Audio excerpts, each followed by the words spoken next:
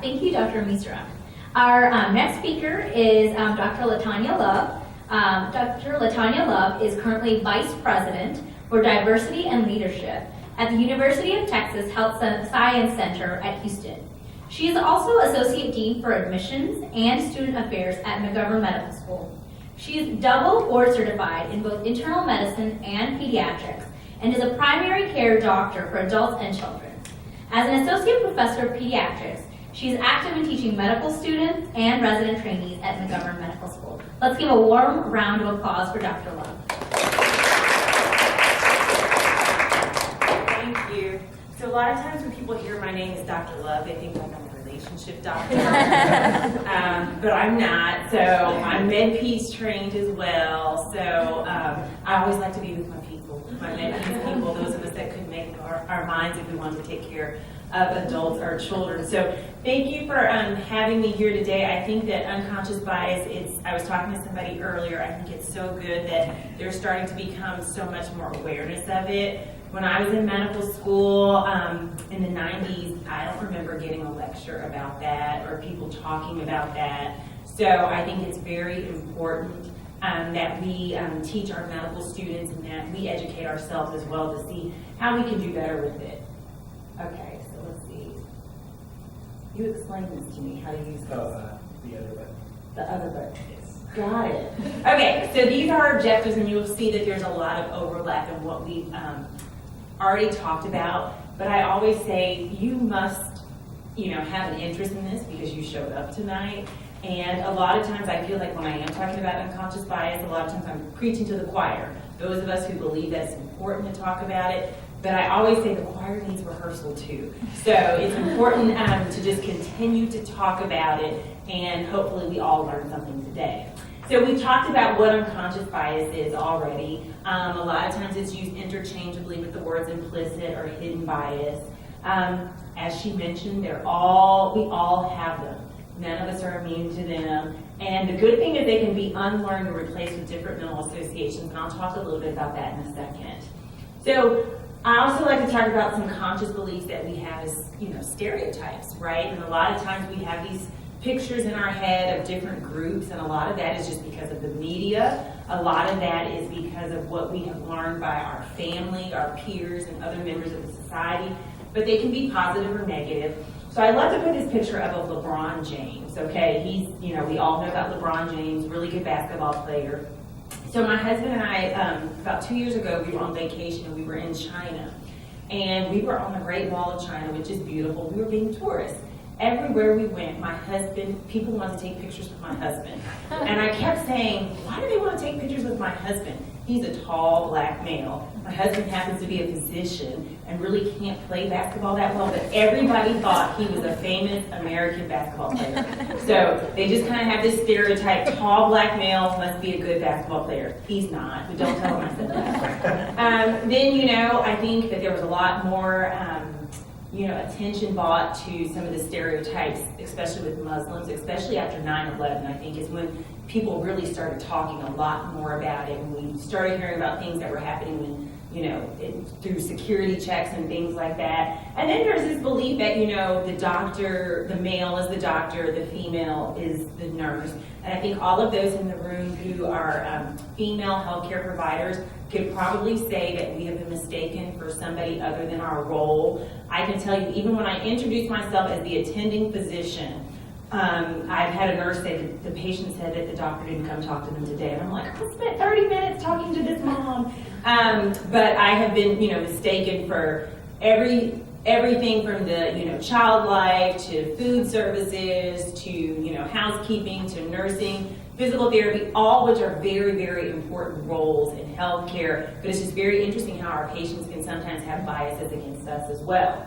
So I love to show this slide about specialty stereotypes, and I don't know if you can see it really well. Okay, so let's see. If you are a medical student and you're crazy, and you have a significant attention span, then you're going to go into psychiatry.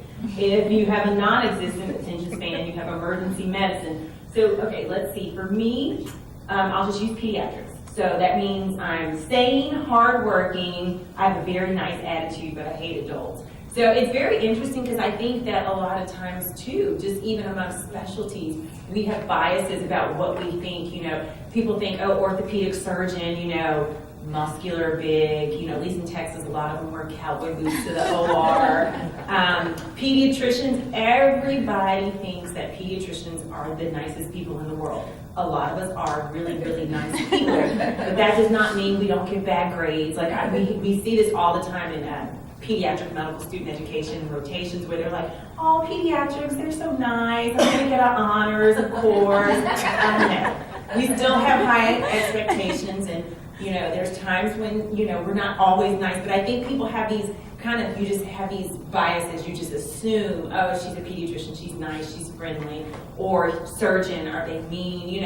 It's just they yell at everybody. Those are not true of everybody. So we have to always be careful, and I always tell my students when they're starting a rotation, leave your biases at the door and really get rotations, come in there with an open mind. So this is an interesting study that was done about hiring medical school faculty. So we know that biases exist just when you're in hiring practices. And I was telling some others today that one of the initiatives we tried to do on our campus this past year was unconscious bias training for search committees, because there's definitely a lot of bias when you were looking at an application. So in this particular study, they looked at letters of recommendation for faculty in a large medical school and compared letters that were written for males and females. And one of the things that they found was that women tend to get shorter letters, women more likely to have doubts raised. She worked hard on the projects she accepted. So are you trying to say I'm lazy? Like I only accept certain things. Stereotypical terms for women, she's compassionate, she's careful. For men, he's successful, very accomplished. So it's very interesting. And one of the things when I give these talks to some of our faculty is I always challenge them, because a lot of us have to write letters of recommendation for students going into residency and applying for different things. Go back and look at your letters and see if there is a difference between the letters you write for males versus females. Do you feel like you're writing letters trying to say, despite her, even though you're not saying, oh, she has children and she's still a really hard worker, but are you saying it without saying it? So it's just really, really interesting. And I think that's one of the things as healthcare providers we can do, is we can go back and look at some of our own things that we do, and you would actually be surprised what you find. Leadership is another area where there is a lot of bias. So I don't know if you know this, but only 15% of males in the United States are at least 6 feet tall, but 60% of CEOs are at least 6 feet tall. And then you look at men who are 6 feet 2, a little bit taller, and only 4% of males in the United States are like that, with 30% of CEOs. So, do we have this bias that, leaders, tall, that means they're going to be effective, they're bosses, it's just very interesting when you look at that statistic. So in politics, that's another place where sometimes there's biases. How fitting, this is an election day. But there was a study done in 2011, so we don't have our current president in, but this study was done in 2011, and it showed that taller candidates won 58% of U.S. presidential elections, and Donald Trump was taller than Hillary Clinton. So it's just one of those things where, do people see, and I'm not saying that's why, but it's just because he's not in this picture, but it's still, he was the taller candidate won. But I think, again, it's another thing, when you're looking at somebody on a debate, again, do you see powerful, successful, leader, trusting in somebody who has a higher height. So that's another area that's kind of interesting to me too. I think we all have heard about, some of the things that have been happening in law enforcement over the past few years. There's a lot more awareness of this, where there are biases sometimes against somebody based on the way that they look. And for me, I have a middle school son who is a black male, and I get on him all the time. I'm like, no hoodies.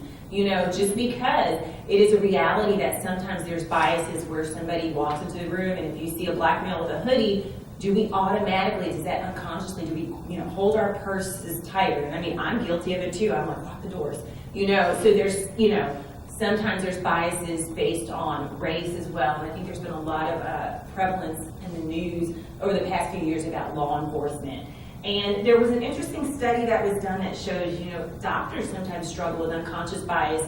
similar to police, because if you think about, especially those who are doing, trauma or emergency medicine, you have to make quick decisions very, very fast. And, this unconscious bias, there's a lot of studies that show that unconscious bias plays a role in healthcare disparities. And I think that's one of the reasons that a lot of us that do this work and like to spread information about it is because ultimately we want to reduce healthcare disparities. So there's a lot of movements that have happened over the past few years in medicine. Some of you guys might have heard about White Coats for Black Lives. Just trying to bring more awareness to treating everybody fairly and really bringing awareness, as physicians, we have such a great responsibility to really try to treat all of our patients equitably. It really doesn't always happen, but we really, have to. I often tell my medical students, when you grab a chart, let's say, if you only see, the chief complaint. So if you see just a little bit of information, 54-year-old male, HIV positive, do you automatically assume that they may be homosexual, that they are a IV drug user? Like, people automatically have these kind of biases without, I haven't even interviewed the patient, and they're already in your mind, you're thinking this way about the patient. So do you walk into that door already with a preconceived notion of who this patient is without taking a history or a physical? It happens on a day-to-day basis. So you made reference, I think, to this study, the medical student changes study that showed that 74% of first-year medical students have an implicit bias against weight. And, how does that impact our patients? We know that it does. These patients are a lot more hesitant to come to the doctors. These patients don't want to necessarily be honest because they feel like the doctor is making assumptions. And then, a lot of times as a healthcare provider, we make assumptions. Oh, you're not even trying. You're just eating bad. You don't listen to a thing I say. It's your fault that you have, high blood pressure and diabetes because you're not listening. So I think, when you see a patient who is overweight, there is a lot of biases and a lot of assumptions made by that patient as well. So, as clinicians, we're supposed to be intelligent, caring, understanding, fair, passionate, and competent. But bias, you're thinking like, that's not me, we don't think, a lot of us don't think that, we are people that are biased. But a lot of us make assuming behaviors. So a lot of times people think uneducated means you're not intelligent. Just because, we live in Houston, Texas, and we take care of patients from all different walks of life, all different socioeconomic backgrounds. And sometimes people assume, they didn't even graduate from high school. Maybe they don't understand things, or the way that you're explaining things may be different versus the way that you're explaining things to somebody who may be educated or may have a degree. And, we take care of a lot of patients that don't speak English in Houston, most diverse city, right? And so that doesn't mean that just because you don't speak English, you're not smart. And sometimes you give the benefit of the doubt to the accent. Oh, he's got this, London, he's from the UK, this British accent. He must be super smart, he or she. But it's very interesting, some of the behaviors. And so lots of studies have been shown about, that healthcare disparities and doctors treating, especially with pain, treating patients based on their ethnicity, again, thinking of African Americans, they have higher pain tolerance, or, are they just drug seeking? So it's just, this is why we have to talk about it. Think about it, talk about it, end it. So, how do I cure my unconscious bias, right? The $1,000,000 question. If I had that, I probably wouldn't be here. I'd be like on my luxury island somewhere, right? Because I've taught everybody how to cure unconscious biases. It is complex. It is more complex than rocket science. So it is a very unconscious mind, and I think that you did a nice job of kind of talking about it. You've got these two brains, one person. It is very, very complicated. So, Freud described conscious thoughts as just the tip of the iceberg. There is so much more that is kind of below that iceberg. I serve on our medical school admissions committee, and one of the things that we started doing 2 years ago was actually blinding our interviewers to Mcat scores and GPA. Because there's this assumption that, oh my gosh, she's got MCAT in the 99th percentile, 4.0, she went to an Ivy League college, she is going to be the best doctor ever. But I think we all know that just because you are very smart, there's a lot of smart doctors who are really good doctors as well. A lot of people are. but it doesn't necessarily mean because you had the highest Mcat, the highest GPA, you went to an Ivy League school, does that mean that you're going to be a better doctor? But it's so interesting how our interviewers, had an assumption about an applicant prior to even meeting them. So we decided to blind them to that, so they don't know those academic metrics, because there's so much more to a person than what you see above that waterline. So I think the first part is just owning it. We've taken the IAT, and I think that's taught, it teaches me a lot. Here I am, the diversity person, and I do have biases that I've learned about through the IATs. So, you have to acknowledge it. You have to challenge yourself to really make a conscious effort to try and acknowledge it, and then you try to manage it as well.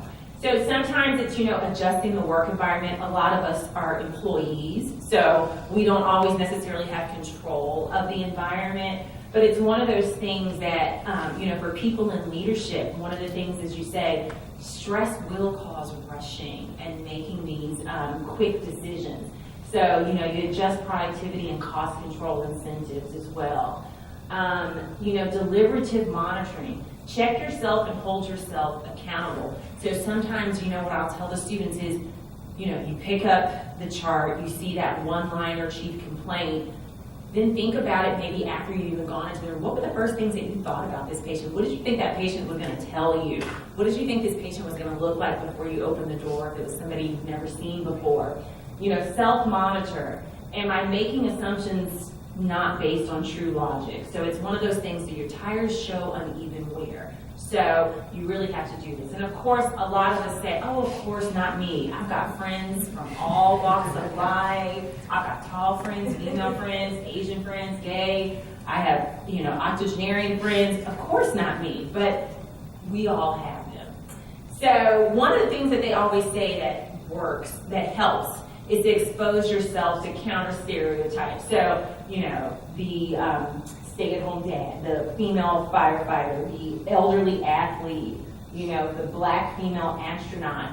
And, the thing that I'll tell my students is, I'm like, when you walked into this room, where did you sit? People always tend to sit near people that they know, their friends, or maybe people that look like them, people that they feel like they have something in common, maybe because we work together or we have some kind of commonality. It is human nature to kind of migrate to those people that we feel the most comfortable around. So that's one of the things that I always tell people is go sit at another table, go talk to your classmate, because we have a big medical school class, 240 students in each class. So I'll say go talk to those students that you have never talked about.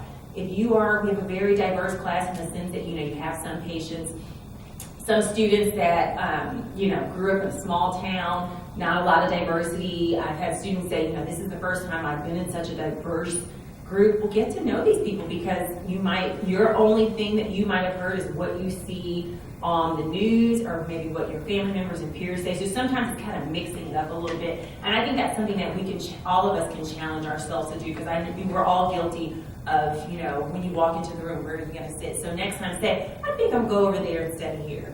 So this was a video I was going to show you. You can see if it plays. But when you first see this picture, what kind of music do you think he's about to play?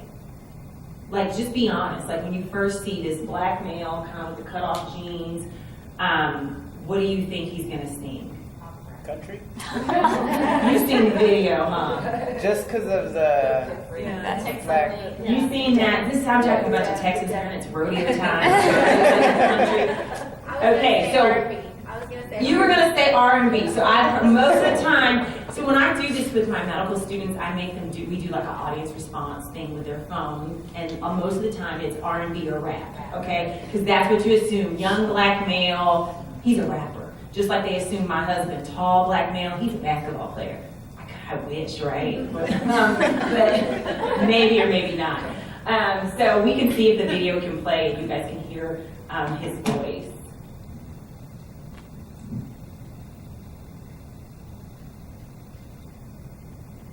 So it doesn't look like it's working, but he is one of the best country singers ever. Like, he's really, really good. So I I don't even know his name, but he was on like American Idol or one of those shows. And somebody sent me this. I saw it like on social media, and I was like, this is again. When I thought I was going to click on it, I was thinking, oh, he's about to like this R&B or either rap. I had no idea he was going to sing country music. So, but he's got a beautiful country music voice. So it just, again, it just shows you just how biases every day they are here. So thank you guys very much.